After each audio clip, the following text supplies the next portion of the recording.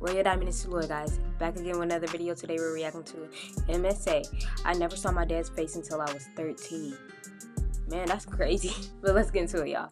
Hey there, I'm Sandra from Italy. Please like and subscribe. I live in Rome, but I couldn't see anything of this beautiful city for years. Ever since my dad ran away when I was only 8 years old, my mom locked me up in my room for no reason. You should have been home 2 minutes ago, young lady. Your bracelet doesn't match your school uniform. I told you to brush your teeth in circles. Phew. What? She never told me why dad went away or where he was, not even if he was still alive. But I can tell she loved him very much. Maybe she locked me away because I reminded her of him. I don't know. She barely looked at me when having breakfast in the morning. What the heck? She's so mean to her daughter. That sucks. And when I came home from school, she immediately found a reason to send me up to my room and stay there. Wow. I began to blame myself for Dad's absence and Mom's bad mood. Maybe I made so many mistakes in the past that he couldn't take it anymore and he just ran away from us. I was so insecure that I didn't talk to anyone in school. And when somebody talked to me, hey, what's up? It took me so long to think about the right answer that people thought I was mocking them and eventually stopped talking to me at all. My mom didn't have to send me up to my room anymore. I went there all by myself and stayed there the whole day. She don't really have no good social skills because her mom don't talk to her but send her to her room. Maybe Mom was disappointed, but now she just dropped breakfast on the floor in front of my room and disappeared into her own room to work at the computer. Aw, nah. I never felt so sad in my life until one day I spilled my tea on my bed and took away the mattress to blow dry it. What's this? It was a poem, and my dad wrote it for me. I just couldn't believe it. The poem was quite sad, but I felt happier than I ever had before. Oh, wow. I danced through my room and read it over and over again until Years later, she find her dad's poem. I knew it by heart. Only when I bumped into the mattress, stumbled over the teacup and fell, I realized I was going to be totally late for school. So many mistakes. Again. No. I'm sorry, Dad. I panicked, grabbed my bag, and ran out of the house to catch the next bus. With my head hanging down, I got on the bus, which obviously was empty because everyone was in school already. I just slumped down on the seat, mumbling to myself. I was startled when I heard someone play a cool jazz tune on the saxophone. I turned around and found that the bus actually wasn't empty. On the last seat in the back was a girl, maybe 2 years older than me. She had sliced and slashed her school uniform into a punk outfit, just lounged around in the bus like she was home and played her saxophone. All She got her own little style going on. while being late. Awesome. I just couldn't take my eyes off her. Then she looked at me and stopped playing. What's up, sis? Why did you stop, miss? The girl smiled. I couldn't believe what I just said. Did I just rhyme on the fly? Did I get the skill from my dad? I guess I wanted to appear cool to her, but I immediately turned red like a tomato. But she just laughed it off and told me how funky I was. Nobody ever told me something nice like that. I'm Romana, by the way. Just call me Rome. How cool is this? I was just blown away. By the time we had to get off the bus, we had already become friends. She was such a great inspiration. I even cut my hair and changed my look, and my confidence increased a lot. Okay. I started to set the clock so I would be awake before my mom. I prepared my own breakfast and just left a note on the table before leaving. Don't you worry, I'll be back in a hurry. I don't know if Mom was happy to finally see me grow up a little. I don't know if she was able to be happy at all. But from then on, she stopped blaming me for everything and sending me to my room. She even looked at me from time to time. She never smiled, but You need to accept the fact that she growing up. She like, dang, my daughter's changing. I didn't care because I had a new friend, a new look, and people in school started talking to me again. You, changed a lot. And it's not even all I got. Do you know who that was? I guess a boy without any flaws. Well, you see, Miss Rossi, I found a poem in my bed, and when I read it, my mattress was attacked me, and I was only feeling comfortable talking to people when rhyming. It was my only skill, and I desperately wanted to avoid being a nobody again. I didn't even realize I scared off the most popular boy in school, Valentino. When did the Roman Empire end? In 476, it was totally spent. I just couldn't let it go. 2 weeks passed, and people stopped talking to me again because it was impossible to have a normal conversation with me. And when I tried... Because she kept trying to rhyme. That's something I ain't never heard of before, y'all. talking to others? Hey, what's up in the cup? They just ignored me. And there I was, back in my room, being a nobody again. Wow. And I really didn't like Mom's sad, I knew it all along face. I watched some MSA videos on my phone and didn't hear the doorbell ringing. Sandra! Sandra! When I rushed down to open the door, I was very happy to see Rome, the only person I could talk to in a normal way. And don't you dare play that horrible instrument in here. She came to ask me what was gotta wrong, be so I mean. told her about the poem and about my dad I knew so little about. You gotta confront your mom, sis. Ain't no other way. Well, you just met her. Listen, if I had a mom, I'd talk the living daylights out of her. I was shocked and asked her what she meant by this. Rome told me she was raised in an orphanage and never knew her parents. She told me that she was even bullied for being sad, that she got used to being all alone.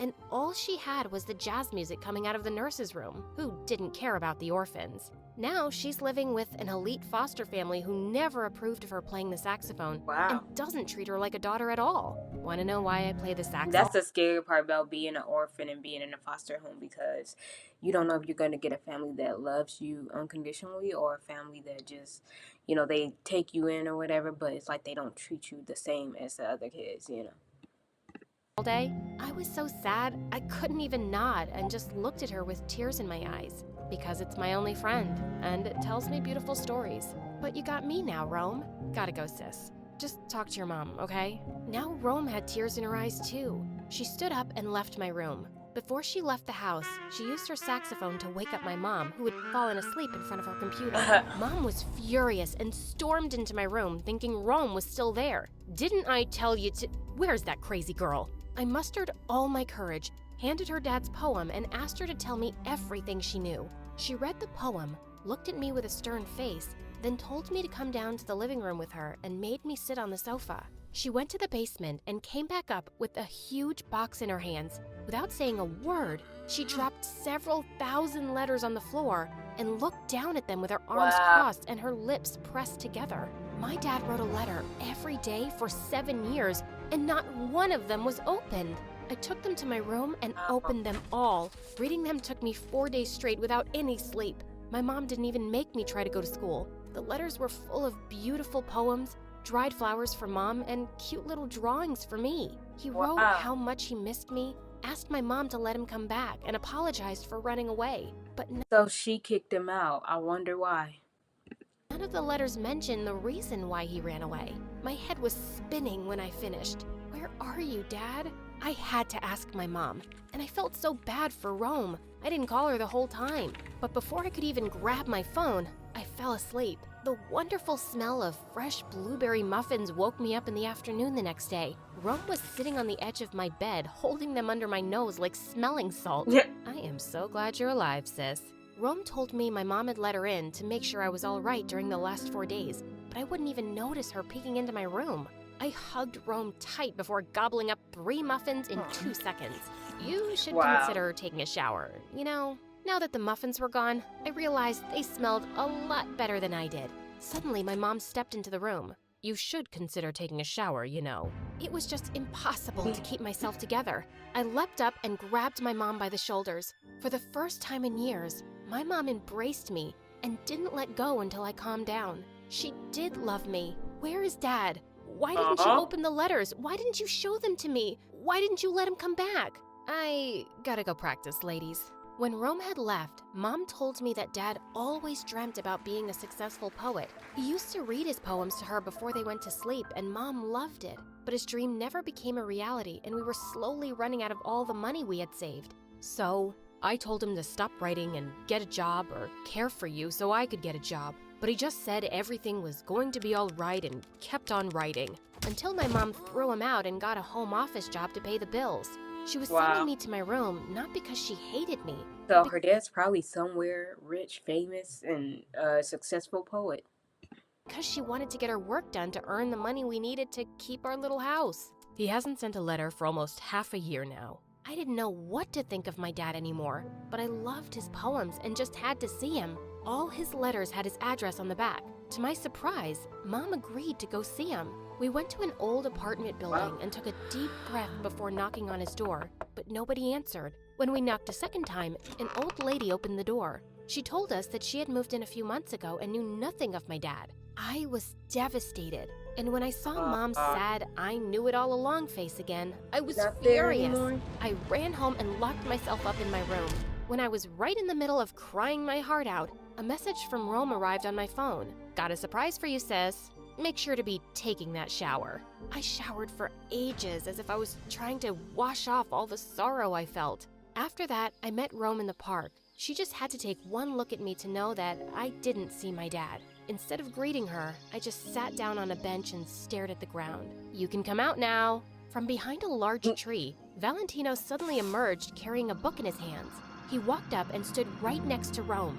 I thought they were together now, so I couldn't think of anything better than, "Congratulations," and looked down at the ground again. Don't be silly, sis. I don't date younger boys, duh. But we are kind of together. I didn't understand what was going on, but it sounded interesting. We formed a hip-hop trio. You know there's only 2 of you, right? What? Oh, so they make have a little group, singing group or something?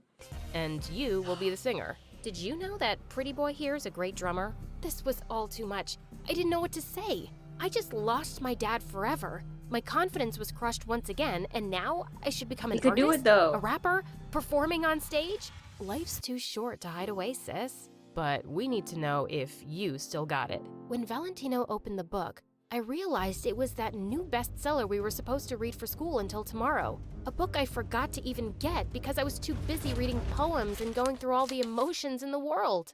I'll read something, and you'll rhyme on it. There was no rhyming challenge that could ever put me on the spot. So I stood up from the bench, took on a battle pose, and commanded Valentino to begin.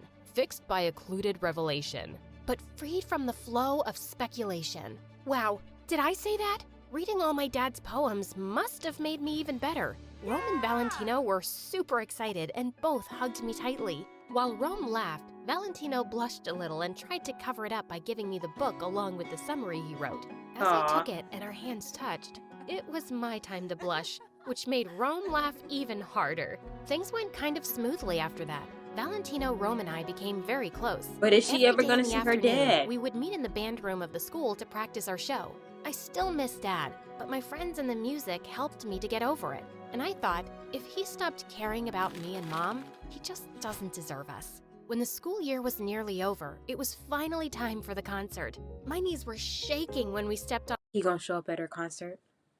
onto the stage to perform open air for the whole school. Time to shine, sis. Got your back with my beats, Sandra. You'll do great. I looked for my mom and found her right in front of the stage like a real That's her fan. dad. She looked back at me, arched her eyebrows, and pointed to the man standing next to her. My heart skipped a beat. It was Dad. He must have kept an eye on me the whole time.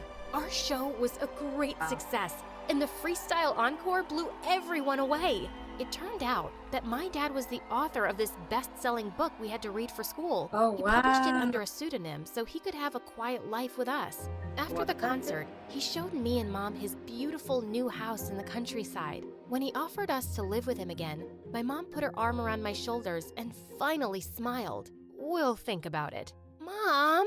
Well, she knew she couldn't do this to me. And when Dad showed her the home office room he already arranged for her with all the latest technology stuff in it, she just played hard to get for a second and then happily agreed. Valentino and I helped each other out in school and eventually became a couple.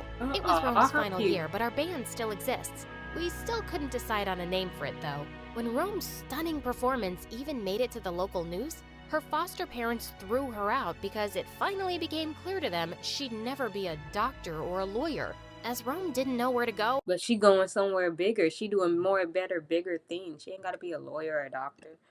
I asked Mom if she could live with us. Living with a runaway husband and 2 crazy girls? Glad I have my own room. I forced us all into a big hug, saxophone included. And that was my story.